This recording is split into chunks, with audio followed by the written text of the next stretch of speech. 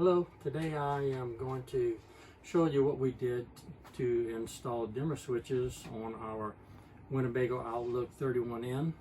And this is an after-fact video, and it's not a step-by-step, which is hours long.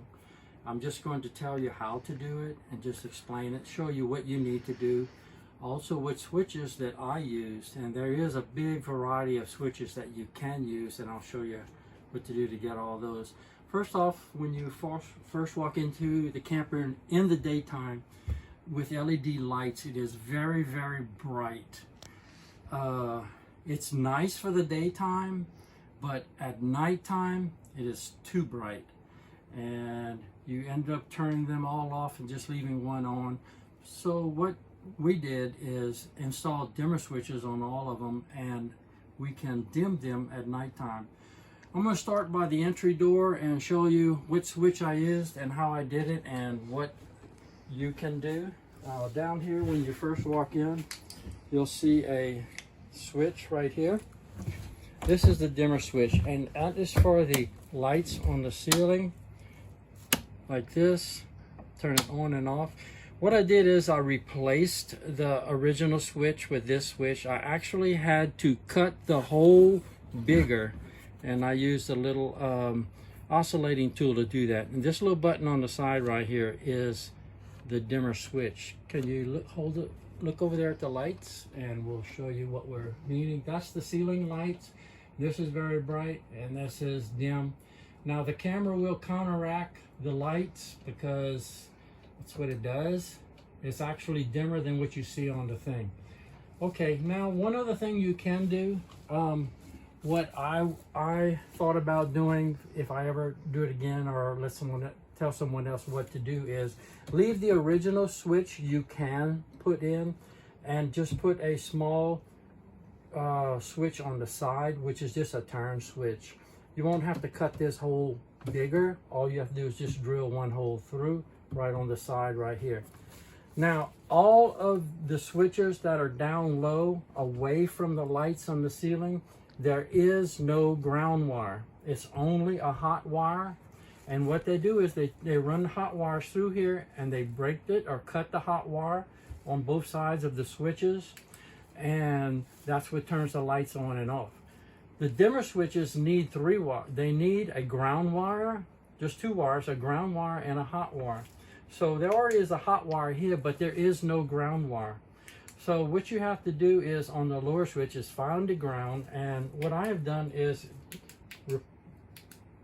come on, light, come down to the bottom down here in this corner, and I had a whole bunch of wires on the inside running, and I tapped into these wires in the corner that go down to my fuse boxes and found a ground wire. So that gave me a ground and a hot wire for this switch right here. So now, if these upper lights, all the lights have a ground wire. So if you put a switch near the lights, you already have a ground wire, so you don't have to worry about it. So I'm going to start on this side over here and show you. There's 2 lights over these 2 chairs right here, and there's a dimmer switch right here. This dimmer switch has a base plate on it, and you leave the 2 outer lights, the 2 outer lights on all the time, and all you do is you turn this, and they go off, and you go turn it, and you turn them back on. Which makes it nice because it's in the middle of both chairs. You can just reach up, turn them on, and turn them off. Now, to be able to install these switches, what you do is you pull this open, and it's about this thick. There is a floor in here. Okay. And there is a floor in here. So all you have to do is take a screwdriver and pop the floor up with a screwdriver. They're just held in with staples. There's not much holding them in at all. And you take this floor out, and you have access to all the wires and these two bays right here. And you may have to extend one of the wires a little bit, but you want to find the incoming wire and run it into the middle right in here. And there will be a ground and there will be a hot. Drill one little hole, mount your switch, And there is no soldering that has to be done for these wires. We don't solder anything. We use some little clips called Wago clips, and I'm going to show you those and send you links to those also. When you're done, you can put the floor back. And when you put the floor back, we didn't use any staples. We just used some really small countersunk screws, and I'll show you those also a little later on. And I'll show you the tools that we use also to install this. So basically, you just take the floor out. It's about this thick of spacing. You have access to all the wires. You may need a little piece of wire to extend, and drill one hole and attach the wires with Wago's clips, one to the ground and one to the hot coming in and one to the hot coming out. And that activates the switch. So that's your 3 wires. There's a ground, a hot wire coming in, and a hot wire going out. So you're basically just taking the hot wire and cutting it and putting a switch in the middle. And that's it for this one right here. Now we also have one on this side. I already showed you this one. Now this one right here, I did not put a base plate on it, and I actually like it better. It's just a little knob sticking out. It's the same as on the other side. And you can look at that switch right there. Come up close and take a look underneath right here. And you can see the switch right there. It's just a knob sticking out, and it's on and off. And we like that one a lot. And so that's kind of what we did there. So those 3 dimmer switches. This one over here is an amber color light. We didn't need to do that, so we left that. Up over the bunk, there are 2 other lights up here. We don't ever hardly use these. This whole area is my cat's bedroom, his whole room. That's his house over there, and he lives in there. His name is PJ. PJ the hunting cat. He loves to hunt. Okay, so let's go to the back and take a look at that. Over here, you're going to see, come over here in this room over here. This is the bedroom, and you'll notice 2 really bright lights up over here. And we're going to show you the dimmer switch for those. So come on this side, Sue. This is my Sue, camera lady. Over on this side, we have one little light up over here, and it is not dimmed, and we don't need to dim it. But the main lights, the one over there, we do need to dim. So what we did, there's 2 switches. One for the hall light right here. We left that switch. We did not dim that one because it's right in front of the shower, and we wanted to keep that one bright.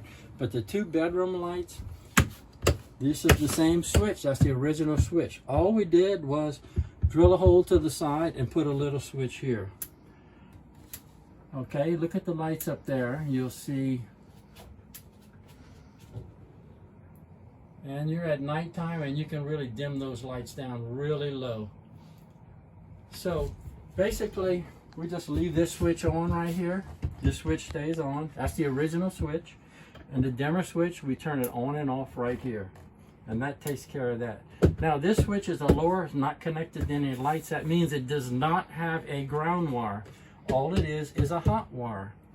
But I knew there was ground wires going up the wall to this light right here. And this wall is hollow. It's about this wide, and it's hollow. Back in that corner, I could see the wires. And I pulled this switch out, got a coat hanger, reached back there and grabbed the wires and pulled to the corner, found the ground wire, and I used it to the switch. The switch has to have a ground. So it's grounded to the same one as that light right there. Now, and there's 2 hot wires. The hot wire coming from here also goes to the switch and comes out, and then it goes up to the ceiling lights. And that takes care of these ceiling lights right here. Now, we'll turn your attention to over the bed. There are 2 more lights over the bed, and they are very, very bright at nighttime. So we put a switch in the middle, just like this. Very easy to get to. Both lights stay on all the time. You just reach up and you can turn it down really dim. Dim, dim, dim, dim, dim. Okay, that's it for the lights. Let's go back and take a look at all the tools. I hope you like the way we did that. It worked really well for us, and I hope it helps you out in installing your dimmer switch lights. At nighttime, it is perfect. It gives you the perfect mood for watching television and things like that. Basically, what you used was a ohm meter to be able to find out which, or voltmeter, which is the ground wire and what was the hot wire. And you can find some really inexpensive ones, even Walmart sells them. We used a drill and drill bits. So you have to have some drill bits and a drill to drill your hole through the thing. Then you're going to need something to strip the wires. This is a wire stripper that you can use to strip the wires. If you don't have one, you basically can use one of these if you don't want to be careful and cut your fingers, but just got to skin the end of the wire off and something to cut the wire. And you also need some wire. So I just use some 16 gauge wire, black for the ground, a green or a red for the hot, and that's when I would splice little pieces. Now, if you don't have any wire and you're going, you know, you don't feel like running to the store, basically an old stitching cord like this works well. I took a very expensive stitching cord and pulled it apart, and now I have some white wire, copper wire with a good size wire, and you can do that to use wire as that. Now, Wago clips. This is the Wago clip, and this is how we connect the wires. We don't have to do any soldering. And they come in this little box, and they have a bunch of connectors to them. All right, this one right here, you open it up, you put the wire in here, and you close it. There's 3 of them. You can put 3 wires in there. You can put a hot wire coming in, then the other 2 will be going to 2 lights. And that's a connector for that. They have different connectors. They have 2-way, 3-way, 4-way, 5-way, and it's just a little nice little pack of Wagos, and they work really well. There's no soldering to do, just a little small clamp. You can find that on Amazon. I'll put you a link and a picture with that also. So, oh, this is our dehumidifier, and it works really well, and we like it a whole lot. And it was on Amazon also. What we like about this thing, it also, you can connect a tube to it and run it down into the sink, and you don't have to empty it, but it really keeps the humidity down in here, especially down here South Louisiana. Keeps it around 35% humidity inside the camper. Keeps the humidity out, keeps the wallpaper from falling off the walls. Also, it's got some mood lights in it. Let me turn the lights off and show you. Mood lights, yes. And the mood lights can change different colors. How about that? You can sit here and watch it change from blue to red, red to green. I don't know who thought of that, but we got it. And you can turn them off also. You don't have to have the lights on. Okay, now I think we're done here, and I'll put the rest of it together with the links and pictures of things that you may need and the switches that I am using. And just remember, if you go to like Amazon and you type in RV dimmer switches, there'll be a very large variety of them, and you can have your choice of different kinds that you just touch and they come on. A friend of mine put those in his, but after a while he said he didn't care for them. He'd rather have the manual ones like this. But they are all different types, and so you choose the ones that you want. All right, thank you. We'll talk to you later, and I'll show you a bonus. I'm going to show you how to keep the water from dripping down the side of your camper and making streaks on the side. We'll do that in the next video. Well, of course I forgot to tell you one thing, so I'm back. And I didn't want to leave anything out. And one thing that I forgot to tell you was, when you put the floor back in the cabinets on the switch, you need something to hold them in. So what I did was I bought some little tiny screws like this. They're countersunk, and we just put these back in.